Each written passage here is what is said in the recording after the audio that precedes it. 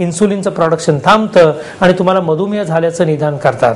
सांगण्याचा उद्देश एवढाच आहे की आपल्या विचारांचा सकारात्मक परिणाम आणि नकारात्मक विचारांचा नकारात्मक परिणाम प्रत्येदिनी आपल्याला अनुभवाला येतो. आणि म्हणून आपल्या जीवनामध्ये नेहमी आपण सकारात्मकच विचार करा. सकारात्मक विचार म्हणजे नेमकं काय? एकदा मला एकाने प्रश्न विचारला आणि मग मला एक अतिशय विनोदी गोष्ट आठवली. निश्चितपणे मला तुम्हाला सांगायला ती आवडेल. मी मगाशी सांगितलं की मला गोष्टी सांगायला आवडतात. सकाळची वेळ आहे, प्रसन्न वेळ आहे. ही व्यक्ती उठलेली आहे, महाबळेश्वर सारख्या ठिकाणी आहे आणि अतिशय छान निसर्ग आहे. सकाळी फिरायला बाहेर पडलेली आहे. फिरायला बाहेर पडल्यानंतर परमेश्वराची आभार म्हणते ही व्यक्ती, वरती पाहून आकाशाकडे की हे परमेश्वरा किती छान दिवस आहे, किती सुंदर वातावरण आहे, किती सुंदर हवा आहे, कुठल्याही प्रकारचं केमिकल पोल्युशन नाही. आणि त्याच वेळेला वरनं त्याच्या चेहऱ्यावरनं एक घार उडत चाललेली आहे आणि ह्या घारीने एक विष्ठा त्याच्या चेहऱ्यावरती टाकलेली आहे. सकाळचं मलविसर्जन केलेलं आहे. आता बघा, नकारात्मक दृष्टिकोन आणि सकारात्मक दृष्टिकोनातला फरक पहा. नकारात्मक दृष्टिकोन असलेला मनुष्य जो आहे तो खिशामध्ये हात घालेल, त्याच्या बायकोने तिथे न ठेवलेला रुमाल शोधण्याचा प्रयत्न करेल आणि ह्या रुमालाने साहजिकच रुमाल नसल्यामुळे दुसऱ्या कुठल्या तरी वस्तूने चेहरा पुसेल. त्याच्यानंतर तो वरती पाहून परत परमेश्वराला शिव्या घालायला लागेल, तिथल्या शासन यंत्रणेला शिव्या घालायला लागेल, आपल्या दुर्भाग्याला शिव्या घालायला लागेल. परंतु त्याचा पूर्णपणे नकारात्मक दृष्टिकोन आहे, त्याच्यामधनं काहीही निष्पन्न होणार नाही. आता सकारात्मक दृष्टिकोन म्हणजे काय तेही बघा. सकारात्मक दृष्टिकोन असलेला मनुष्य सकाळी शांत चित्ताने बाहेर पडलेला आहे, प्रसन्न चित्ताने बाहेर पडलेला आहे.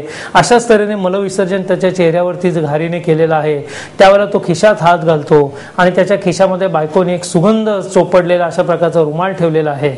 या रुमालाने आपला चेहरा तो स्वच्छ करतो आणि त्याच्यानंतर परत आकाशाकडे बघतो आणि आकाशाकडे बघितल्यानंतर परमेश्वराचे आभार मानतो आणि सांगतो, देवा गायीनं पंख दिले नाहीस, हे किती बरं झालं. लक्षात आलं आपल्याला मी काय म्हणतोय ते? तर सकारात्मक दृष्टिकोन म्हणजे काय याचा आपण पक्का विचार करा आणि आपल्या जीवनामध्ये कदापिही नकारात्मकता आणू देऊ नका. मला असं वाटतं की वेळ व्यवस्थापनाचं हे सगळ्यात प्रभावी तंत्र जर कुठलं असेल तर ते नकारात्मक दृष्टिकोन न बाळगणं आणि सकारात्मक दृष्टिकोन बाळगणं. हा सकारात्मक दृष्टिकोन बाळगल्यानंतर आपली ही मैफिल अशा एका वेगळ्या उंचीवरती जाऊन पोहोचेल. कुठल्या उंचीवरती जाऊन पोहोचेल? मी नेहमी सांगतो, आपल्याला परमेश्वराने जन्माला येताना एक भेट दिलेली असते. लिओ बुस्कॅलाजी नावाचा इटालियन अमेरिकन विचारवंत आणि मोटिवेशनल स्पीकर असं म्हणतो की ही प्रत्येकाला ही भेट मिळते, परंतु या भेटीचं वेष्टनच इतकं आकर्षक आहे की बहुसंख्य माणसं ह्या वेष्टनाच्या पलीकडे जातच नाहीत. दुर्दैवाने ज्या वेळेला ते आयुष्याच्या शेवटल्या क्षणी वेष्टन काढतात आणि आतमधली वस्तू बघतात त्यावेळेला त्यांच्या लक्षात येतं की आतमधल्या या वस्तूचं नाव आहे आयुष्य, लाईफ.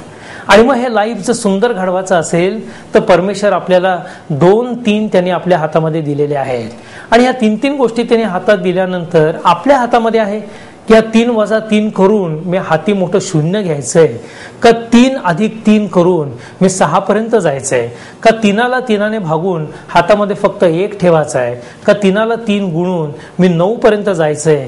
का सकारात्मक दृष्टिकोन बाळगून जीवन ही एक मैफिल आहे असं समजून वेळ व्यवस्थापन करून जीवनाची सगळी रहस्य समजून 3च्या पुढे 3 ठेवून मी 33 पर्यंत पोहोचायचं आहे.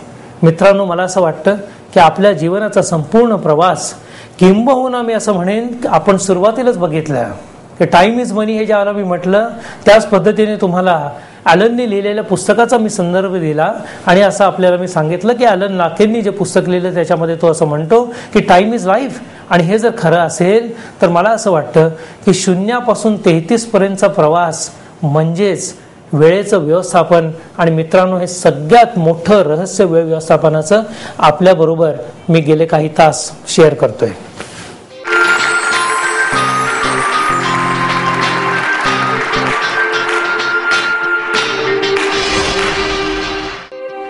आयुष्यातले छोटे छोटे आनंद उपभोगायला शिका.